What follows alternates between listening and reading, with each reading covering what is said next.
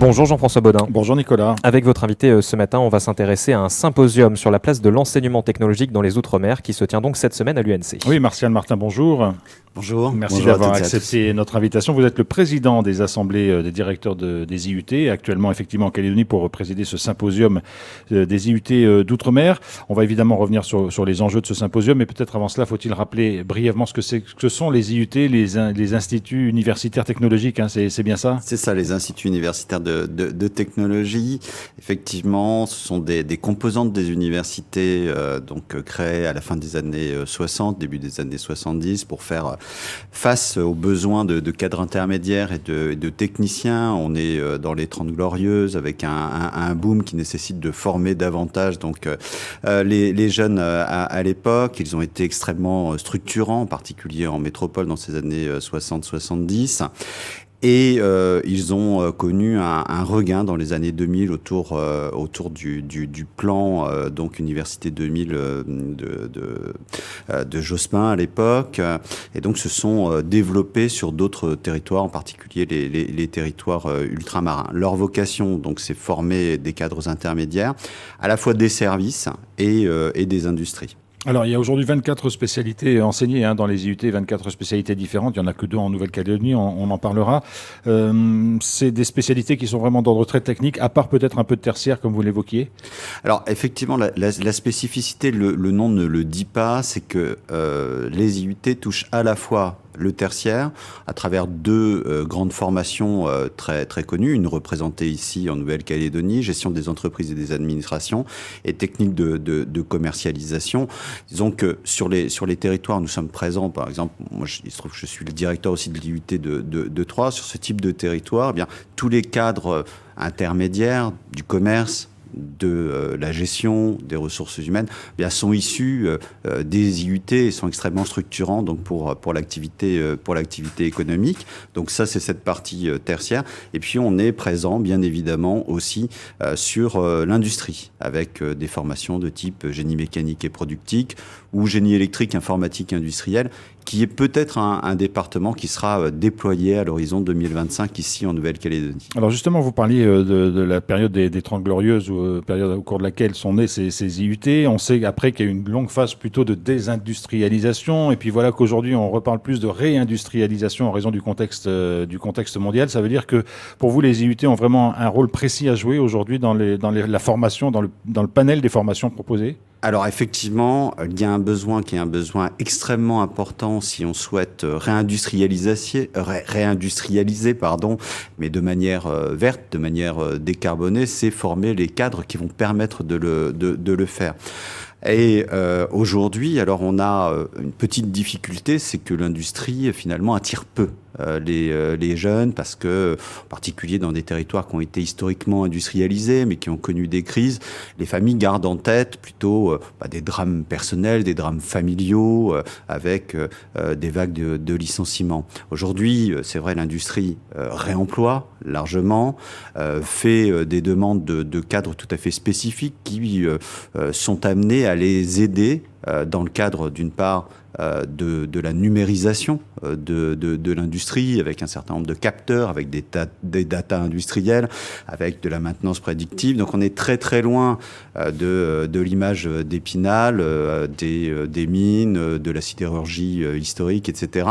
Et donc on a besoin à nouveau de cadres qui sachent orienter l'industrie vers davantage de décarbonation, davantage de numérisation aussi, et c'est pour ça qu'il est absolument essentiel que les familles, les jeunes rompent avec les représentations qu'ils peuvent avoir de l'industrie et s'orientent vers des carrières qui sont parfois beaucoup plus intéressantes en termes financiers, en termes d'avancement, que des carrières dans le tertiaire. Vous considérez qu'aujourd'hui c'est un enjeu pour les IUT peut-être de changer cette image et de redonner, j'allais dire, une modernité finalement aux formations et aux métiers sur lesquels ils débouchent ? Alors je pense que c'est un enjeu pour les IUT, c'est un enjeu pour les lycées, c'est globalement un enjeu pour les territoires et pour la nation, que de faire en sorte bien qu'on oriente davantage les jeunes vers l'industrie, parce qu'on aura besoin pour maintenir la capacité particulier d'indépendance énergétique, mais d'indépendance aussi vis-à-vis, par exemple, des besoins en termes de médicaments, en termes de nutrition, bien d'avoir les cadres de l'industrie qui sont capables de mener à bien ces missions-là.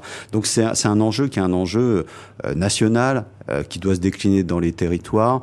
Et c'est pour ça qu'il est tout à fait pertinent que la Nouvelle-Calédonie puisse se doter aussi de ce type de département de formation pour mener à bien les défis des transitions qui sont à venir. Alors Martial Martin, l'autre caractéristique entre guillemets des IUT, c'est peut-être l'ancrage territorial qui propose aux étudiants, c'est-à-dire que ça peut être dans des villes intermédiaires, ça peut être dans des régions où il n'y a pas une population très forte. Ça, c'est aussi très important parce que ça participe finalement de l'organisation générale.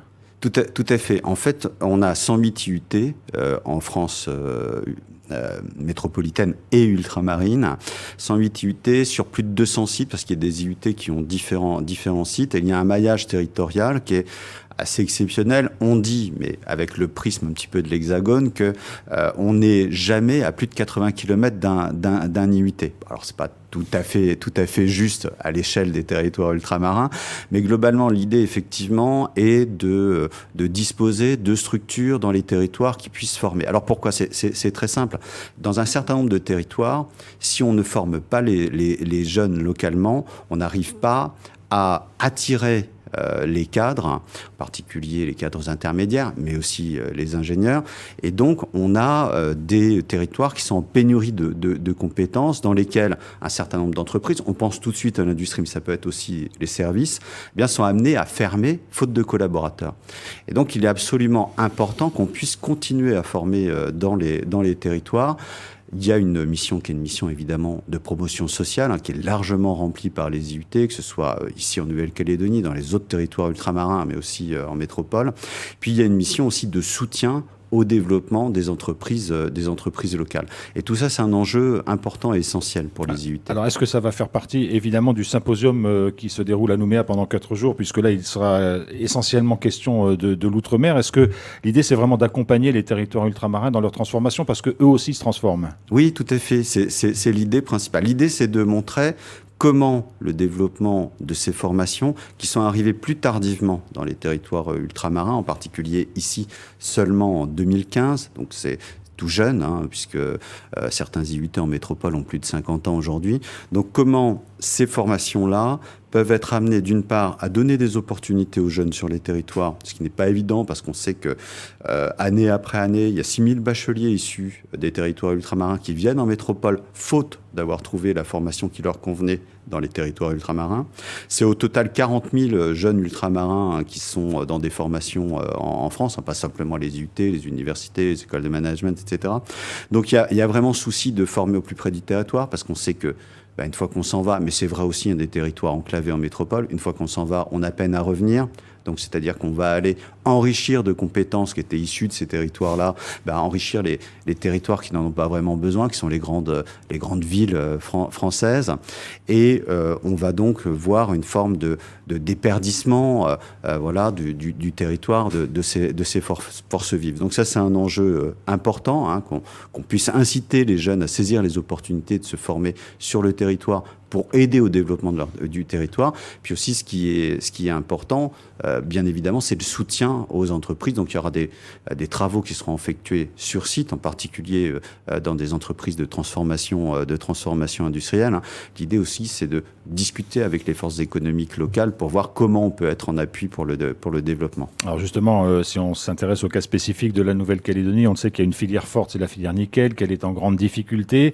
Est-ce que c'est des choses sur lesquelles les autorités réfléchissent pour voir comment mieux accompagner peut-être? Alors on parle d'une transition économique qui est très très difficile à faire. Est-ce que les IUT et les formations peuvent y participer? Je crois que oui. C'est-à-dire qu'il y a un projet ici à l'IUT de Nouvelle-Calédonie, porté par l'Université de Nouvelle-Calédonie, soutenu par les instances nationales comme l'Assemblée des directeurs d'IUT, pour mettre en avant une formation industrielle. Aujourd'hui, l'IUT ne dispose pas de formation industrielle, ce qui est dommage parce qu'on a une spécificité ici, c'est qu'on est dans un territoire ultramarin qui est largement industrialisé. Donc je pense qu'il faut être en soutien là-dessus, en particulier par rapport à la transformation nécessaire des entreprises vers ce qu'on appelle l'usine du futur ou l'industrie 4.0. Donc ça passe par de la numérisation, ça passe par de l'informatisation, ça passe par de la data industrielle. Et puis l'autre grand enjeu, et la filière nickel est liée à ça, c'est bien évidemment l'enjeu énergétique.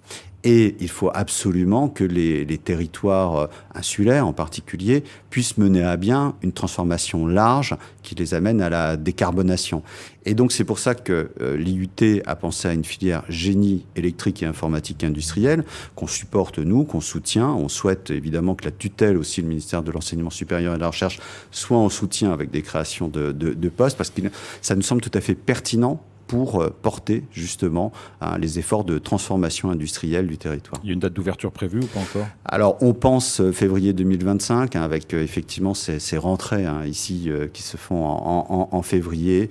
Voilà, nous, en tout cas, on croise les doigts. On va agir auprès du ministère de l'Enseignement supérieur et de la Recherche et auprès de la Direction générale de l'enseignement supérieur et de l'insertion professionnelle pour faire en sorte bien que le dossier puisse aboutir. Ça nous semble extrêmement important pour le territoire. Une dernière question, Martial Martin. Qui sont les jeunes qui sortent de ces IUT? Où est-ce qu'ils interviennent dans les entreprises? Ce sont des dirigeants? Ce sont des techniciens?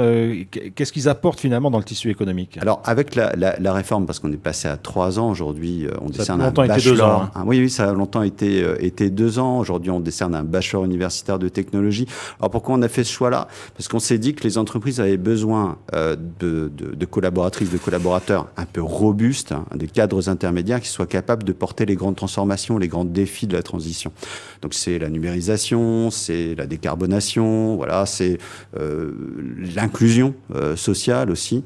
Et donc on a affaire avec les diplômés d'IUT à des jeunes qui sont capables de gérer des entreprises, de les transformer, de questionner leur structuration passée et d'innover. Donc c'est aussi un modèle qui est un modèle absolument important de ce côté-là. Et peut-être cette capacité davantage de gestion, de transformation, elle est différenciante par rapport à des formations qui sont très largement représentées dans les territoires ultramarins ou dans les territoires métropolitains enclavés, c'est les BTS. Et donc il y a une différence, c'est-à-dire qu'on forme, nous, pas tout à fait des techniciens, on forme des gens qui ont une culture technique, mais qui sont capables de gérer des équipes, qui sont capables d'amener aussi des structures à innover. Ce qu'on appelle des cadres intermédiaires. C'est ça.